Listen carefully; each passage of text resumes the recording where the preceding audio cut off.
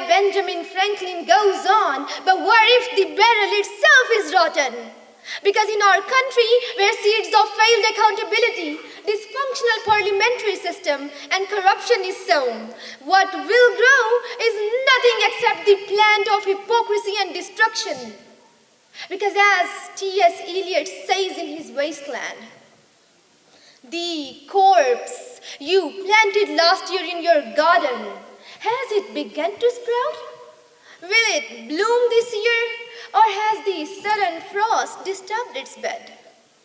The corpse of the dead conscience of this corrupt nation would give rise to nothing with the exception of nasty and foul smell, because nothing, as Shakespeare says, will come out of nothing. Worthy President, corruption undermines the roots of a country, because it's just like a disease we call root rot, discovered by Henry L.D. Montague. Outwardly, everything seems perfect, but the root rot begins spreading to each and every section of the plant. Poor growth, wilted leaves, and eventual death. Same in the case with our country, because when roots are rotten, a country can't survive.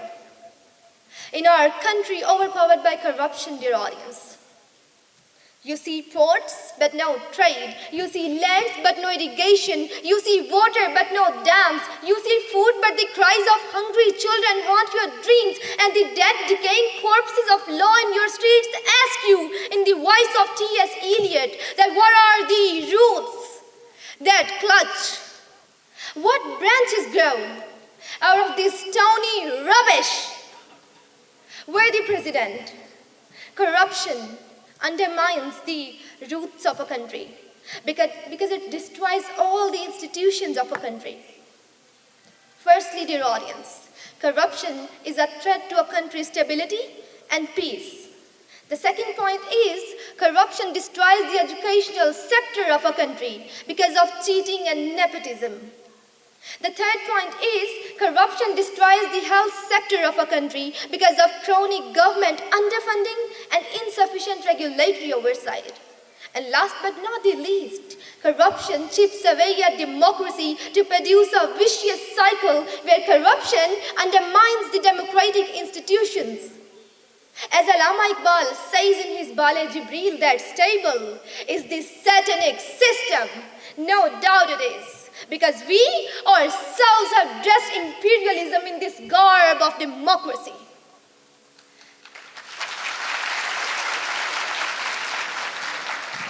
Dear audience, I would like to end my speech with a Punjabi anecdote.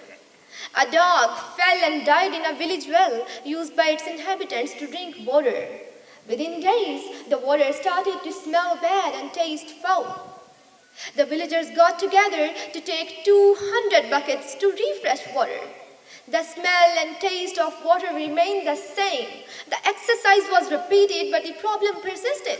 Running out of solutions, they decided to seek advice from an old known for his wisdom. The wise old man inquired, "Have you checked for a cause?" The villagers stated, "Yes, there was a dog in the well." "Then remove the dog first and then take 200 buckets. The solution worked. We have the same problem. And in fact, every corrupt country has the same problem. The difference is there is not one, but multiple dogs in the well.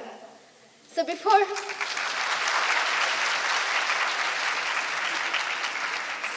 thinking of other solutions, we have to take out the dogs of prevalent corruption, failed accountability, and dysfunctional parliament from our wells.